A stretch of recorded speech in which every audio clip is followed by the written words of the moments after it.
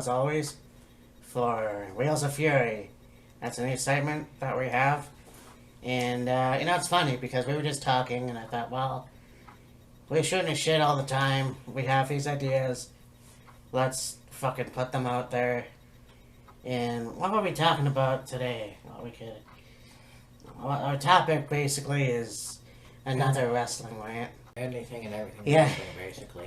Well, I mentioned many times in my videos, and even in my WrestleMania series, for WrestleMania 28, that I thought it was a waste of time to have John Cena and The Rock too.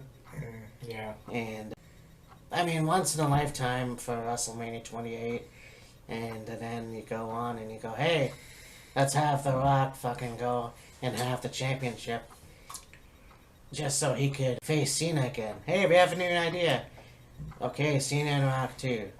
Yeah, it was odd how once in a lifetime turned into twice in a lifetime.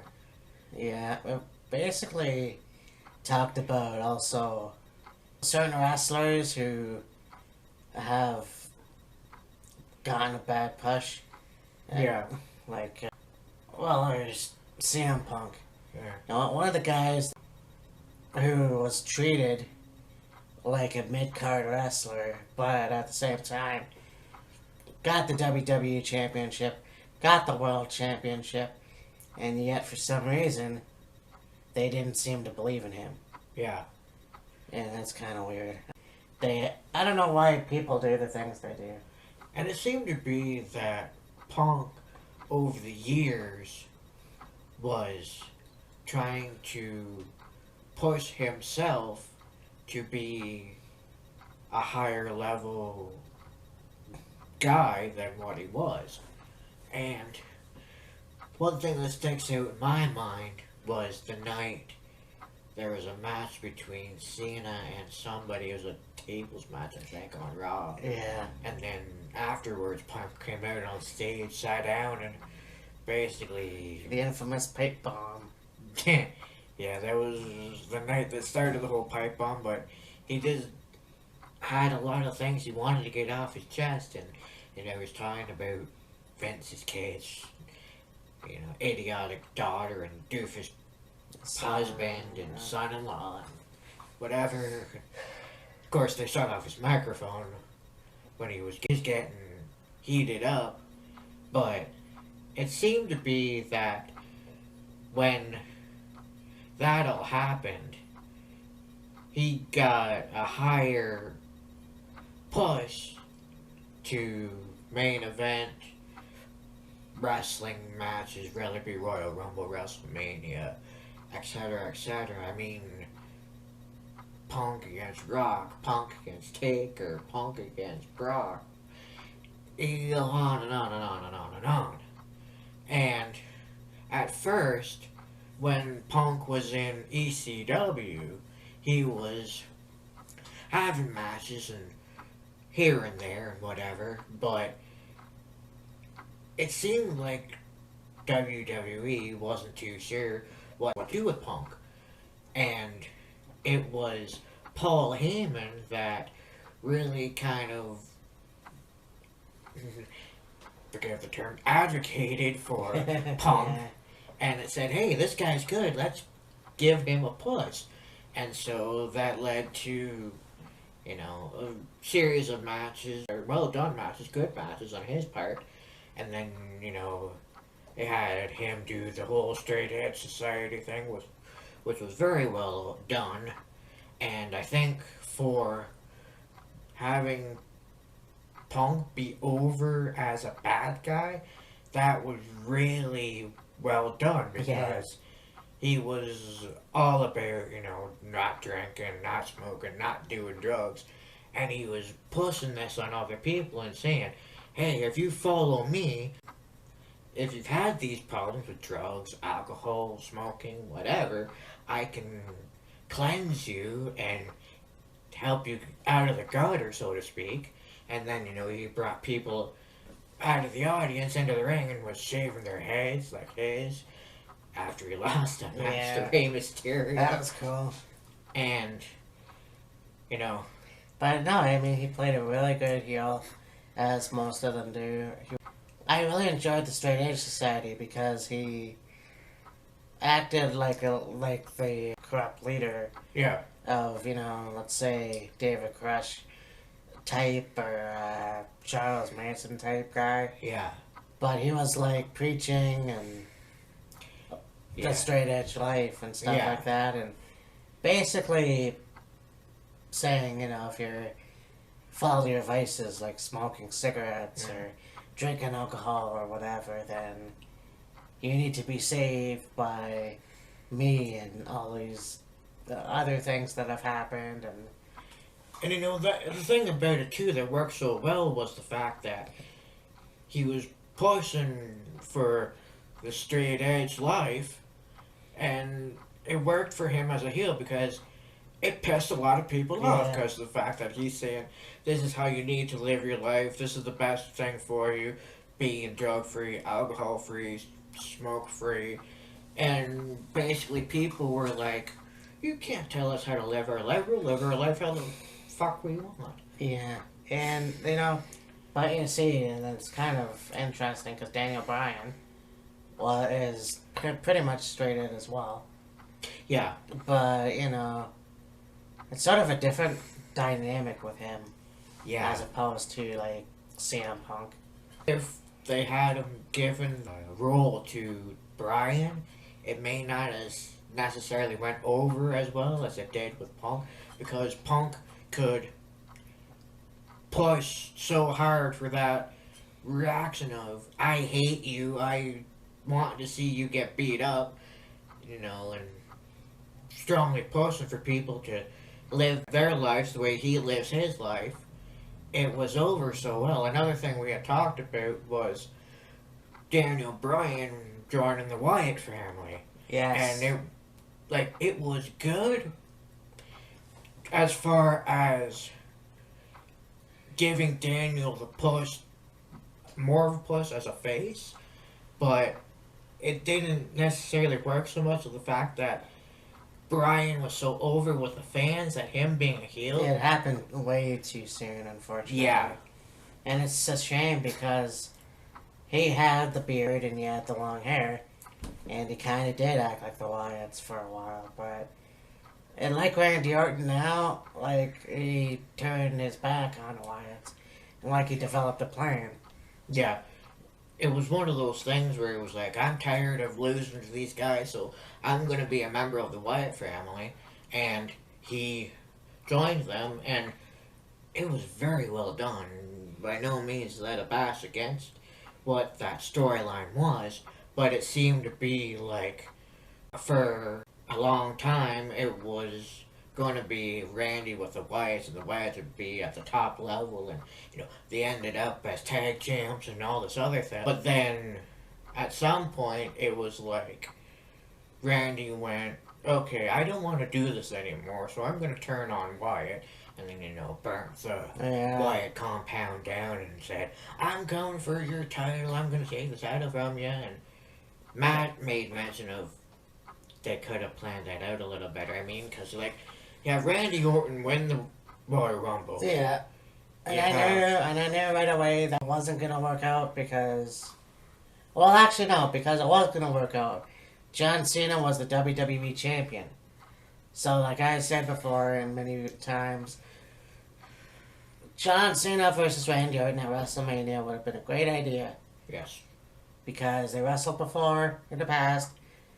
Why not have a match at WrestleMania? But no, they decided to go with Bray Wyatt winning the Elimination Chamber. Yeah, I mean... And becoming WWE Champion, which Bray Wyatt and Randy Orton were a tag team. Yeah. So, that doesn't make no sense. Plus, they had a battle royal because apparently Orton was going to give his soul to Bray Wyatt and wasn't going to wrestle him at WrestleMania. Yeah, and so they have the battle royal, and AJ wins. Yeah. Well, AJ and Luke Harper both eliminated each other from the battle royal, so the week after, they have a match with AJ and Harper AJ wins, and he's like, oh, okay, I'm the number one contender for the world title. I'm going to face Bray Wyatt. Yay! And then all of a sudden, here goes Randy Orton burning down Wyatt's compound and be like, I'm going to face you at WrestleMania for the world title and follow the Royal Rumble and all this other shit. And so then they ended up having Randy Orton against AJ, and Randy won. And then, of course, AJ flips his shit. And, you know, he's yelling at Shane McMahon, yeah. Is this what you call opportunity? And whatever the hell else was going What on. happened And then last week with AJ putting Shane's head through that car window. And then, at the end of the night, Shane comes out. They had Fit Finlay, who we haven't seen in fucking forever. Oh, yeah. And Jamie Noble, who I guess was in the background, if you will, after the whole J&J security thing faded away. And they're trying to talk Shane into going to the hospital, and, you know, Shane didn't want to go, and then he, at the end of the night after the match with, whatever, Shane comes out and goes, well, AJ thinks he doesn't have a match at WrestleMania. Well, now he does. So now they're touting Shane versus AJ at WrestleMania, which I'm sure will be a good match, but to be completely honest, pointless as hell. It is pointless. And, you know, I read somewhere where it's like, all the WWE is insulting their fans, which I get totally, because it just came the fuck out of nowhere. Yeah. Shane McMahon and AJ Styles, really? It's almost like now they have Roman Reigns versus Undertaker. Now, I can understand that because Undertaker got thrown up by Roman Reigns. At the Royal Rumble, yes. At the Royal Rumble. So, I can understand that. But at the same time, what about Braun Strowman? Why can't we have a three-way match with Braun Strowman and Roman Reigns and Undertaker? Because let's face it, Undertaker's streak is long gone, and we're coming up on 3 years now after Brock beat Taker and ended the streak. And I see Matt's point. It would have been interesting, maybe not even necessarily to have a three-way match, even if it was just like have Taker against Strowman, you know, two big men going into WrestleMania. And who knows? They probably would have had one hell of a match. But it seemed as if when Braun Strowman called out Roman Reigns, and, you know, he had unfinished business with Roman after Roman beat him at Fastlane, and then Taker came out, Strowman basically wanted nothing to do with Taker. I think maybe it was that respect factor. yeah. Either that, or they could maybe lead up to, hey, let's have Undertaker versus Roman this year, and maybe at some point, or even build it up to next year's WrestleMania and have Braun Strowman against Taker. Who knows? And that's another thing, too, because, okay, well, what should have happened at Elimination Chamber, going back to the main event. So, okay, we could have had Cena retain the title, go up against Randy Orton. Yes. So Randy Orton wins the championship, goes up against Bray Wyatt at Extreme Rules, and then Bray Wyatt could have won the championship for the first time ever. That would have been fine, but they scrapped that idea, and then they go, oh shit, Bray Wyatt and Randy Orton don't want to face each other, but Randy Orton won the Royal Rumble, so we better change that now. And fuck AJ Styles, because we already had the Battle Royal at SmackDown. So, there you go. Now, this time it's gonna be, for sure, Bray Wyatt versus Randy Orton, which sounds like a bad idea, but there was a bit of a story there. Yeah. And see, another thing about it, too, is before Shane said that he was going to have a match against AJ at WrestleMania, Daniel Bryan basically said, you're out of here, buddy, you're fired. And then Shane came out and like, no. I'm going to teach this guy a lesson. I want a match with him at WrestleMania. Of course, he's a SmackDown commissioner, so he can do whatever the hell he wants. But, I mean, I think it was also part of the storyline, too. Yeah. But anyways, going back to, you know, talking about CM Punk and a lot of people saying that, oh, well, and it's true, being the WWE champion, the second longest WWE champion, maybe? Was Bruno Sammartino. I thought there was someone else. There's Bruno Sammartino. There was Bob Backlund. Okay. And then CM Punk. Yeah. But AJ held the title for, let's see, I'll say at least a good 6-7 months maybe. Because he initially won the title from Roman, was it? He won the title anyway from somebody, and then he held it for quite a while, and then he loses it to Cena. Yeah. And then Cena goes into the Elimination Chamber, or gets eliminated, Yeah. which in turn causes Wyatt to become new champion.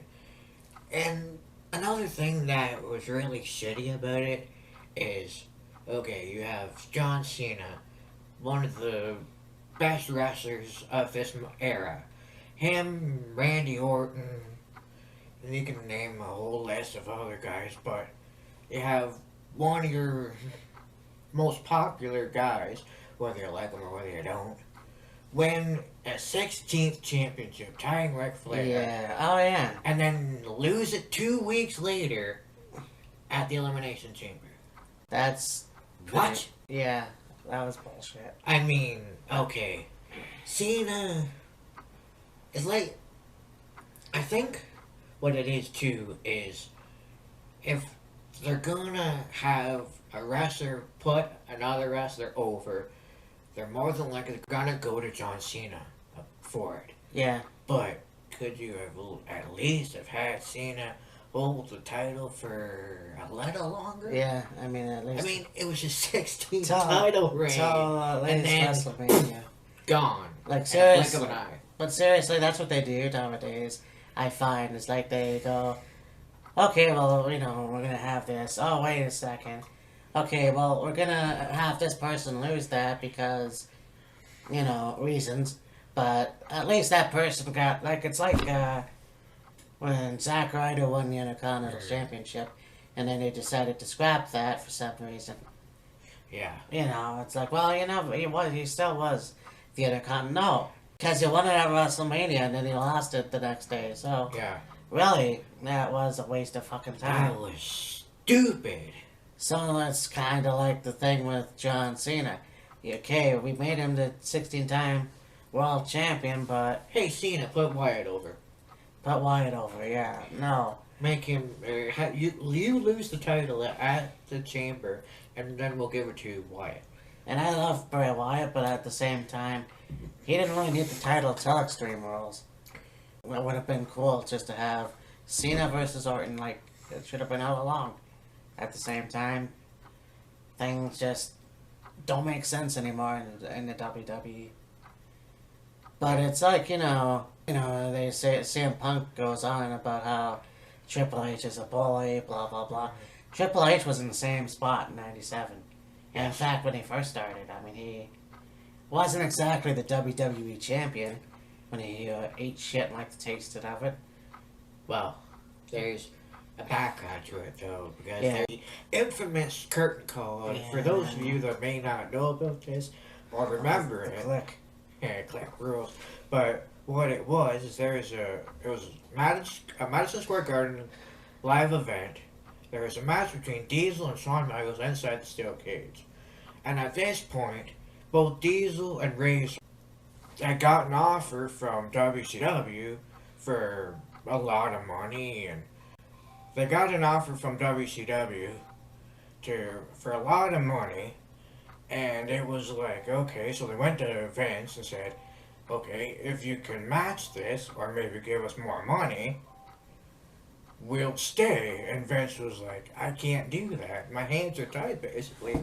And so they both went, well, I guess we've got no choice. We're going to leave. And then after the match, you know, you had Razor come out, and he's hugging Shawn, and they get Diesel off the canvas, and then here comes Hunter, and the four of them are hugging in the ring, and they didn't really think too much of it because it's like, okay, we're saying goodbye to our best friends. There's one last match inside the garden for those two. And then for some reason, I didn't think that Hunter went on last, like the very last. But he did. And then once Diesel and Razor went off to WCW, it was just Shawn and Hunter. Yeah. And it was like, okay, we're not gonna do anything to Shawn because he's the top guy. I think he might have been WWE champion at the time. Yeah. So like he's the champion. We're not gonna do anything to him, but Hunter's the new guy, and maybe teach him a lesson. Maybe other people will learn not to do the same thing. So for months it was Hunter couldn't win a match to save his life, and then he kind of went from this. After that, he was going on with the Hunter Hearst Helmsley character, and then was like, okay, let's change this. And, that's when he became the Game, and then he was with Stephanie, and blah, blah, blah, blah, blah. But it was because Diesel and Razor went off to WCW, they couldn't get punished. They weren't going to punish Shawn because he was the champion, so they basically went to Hunter, and, well, they didn't go to him, but they basically made Hunter the laughingstock. Yeah. Example setter. We'll use Hunter to set an example and make sure this doesn't happen again.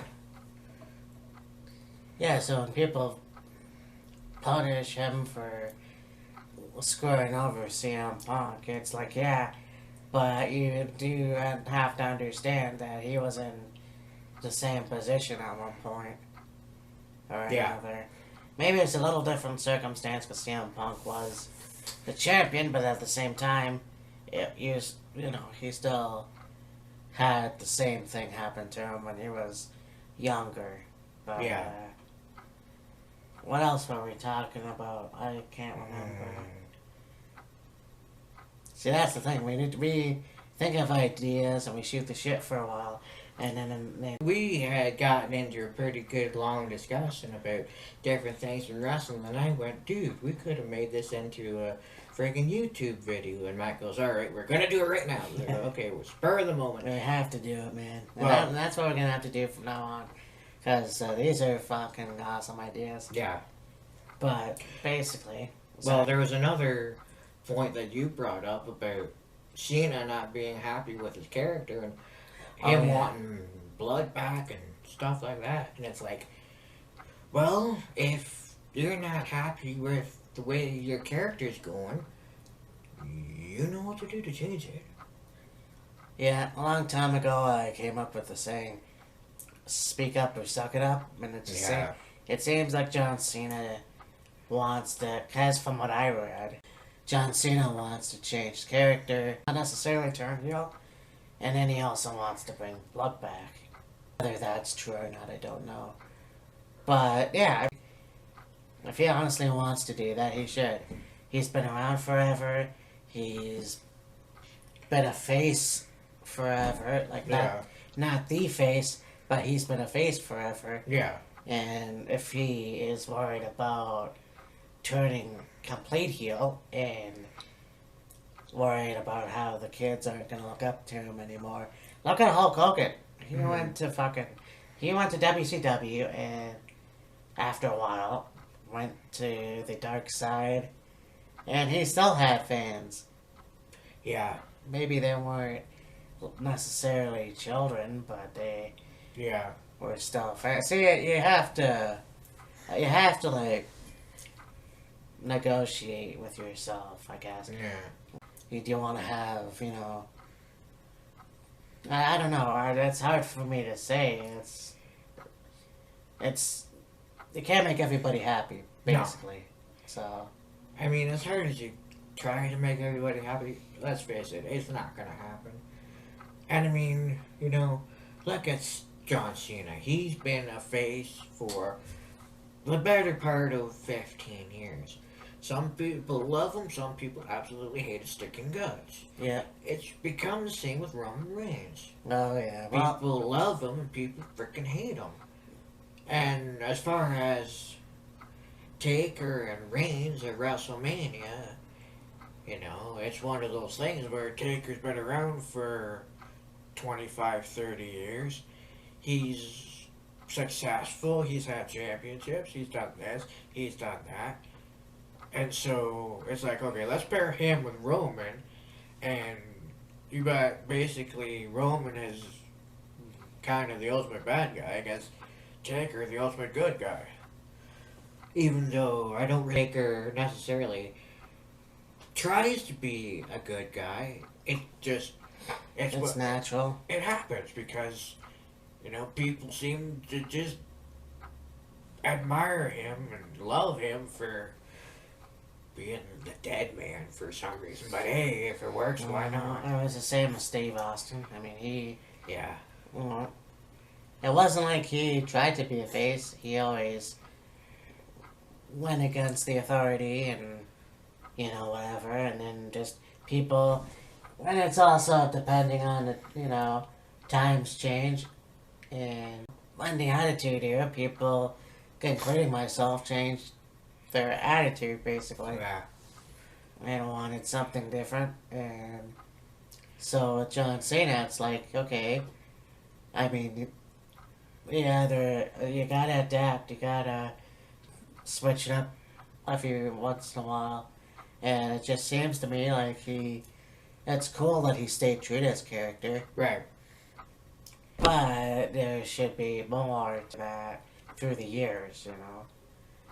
And you know, it was also one of those things too where Austin was obviously a bad guy, and he was, you know, wrestling Taker, wrestling Shawn, wrestling King, wrestling Rock, Wrestling Brett. wrestling Brett, and you know all this other stuff, and he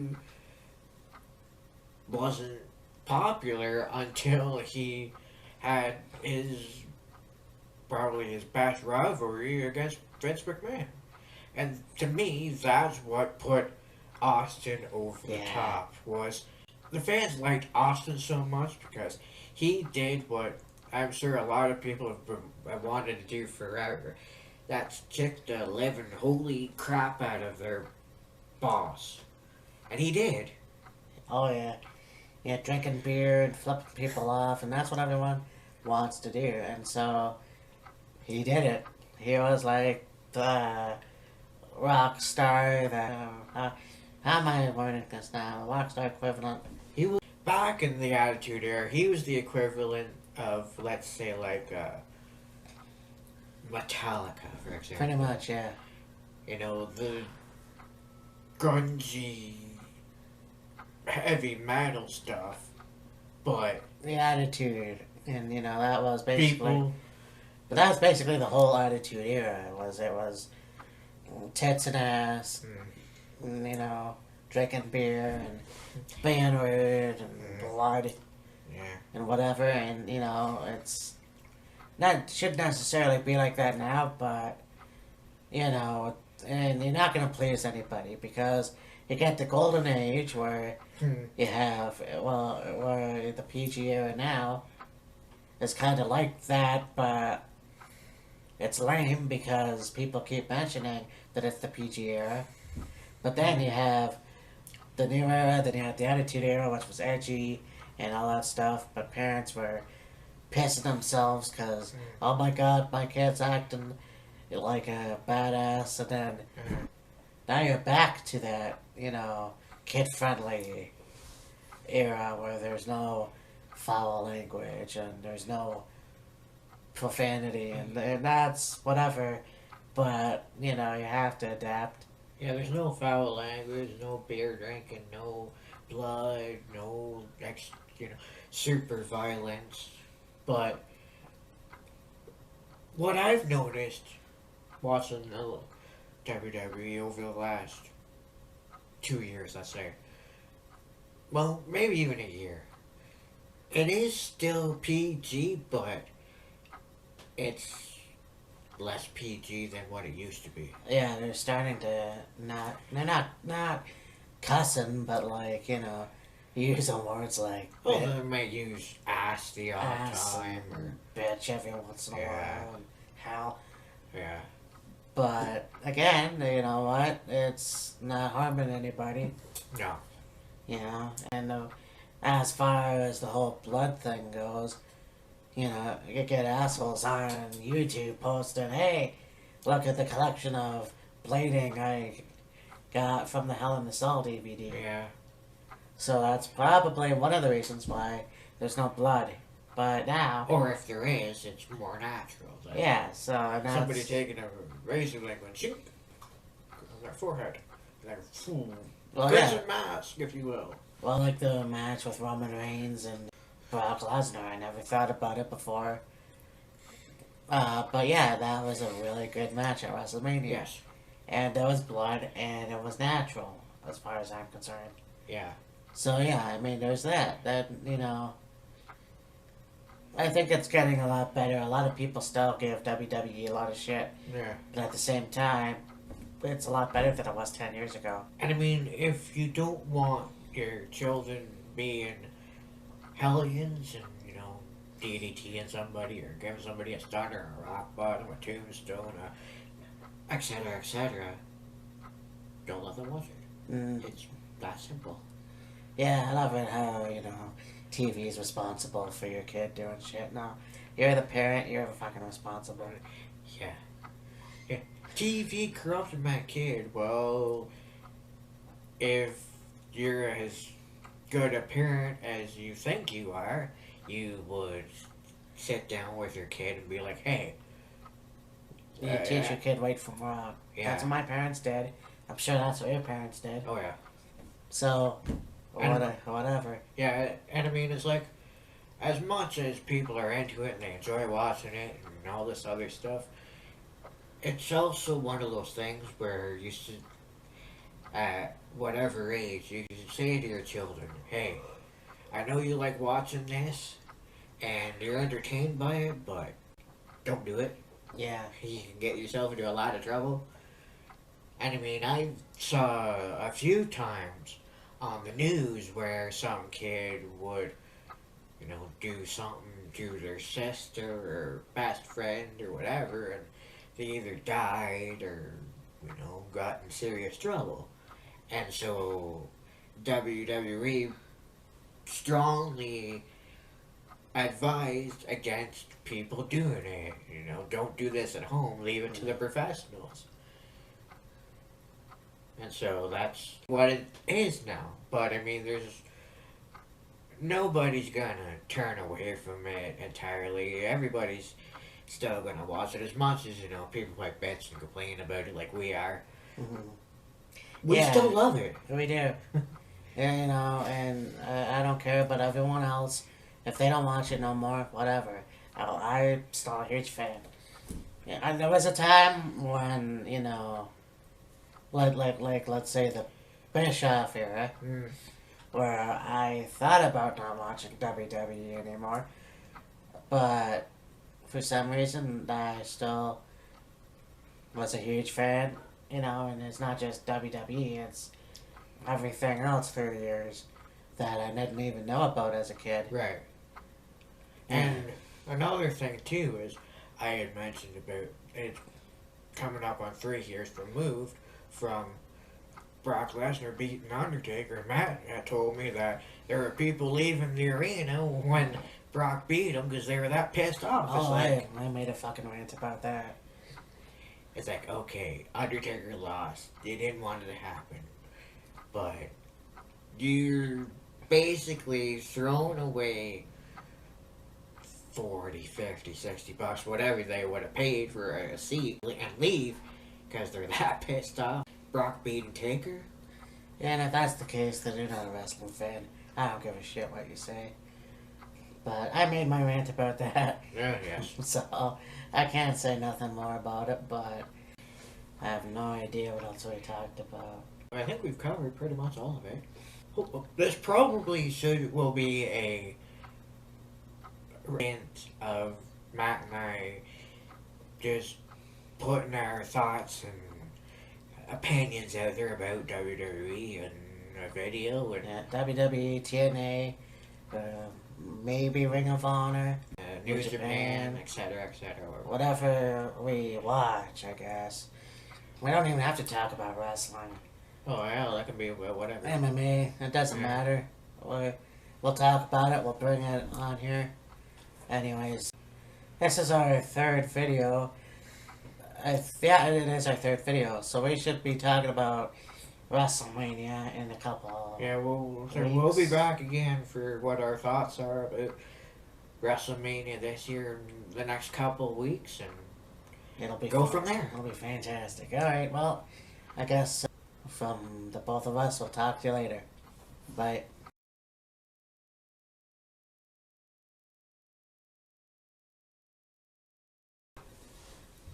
I'm gonna kick your fucking ass.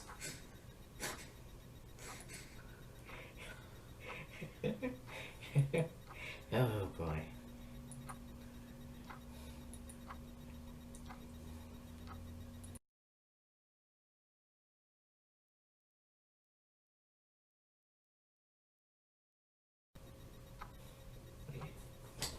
Let's do this. This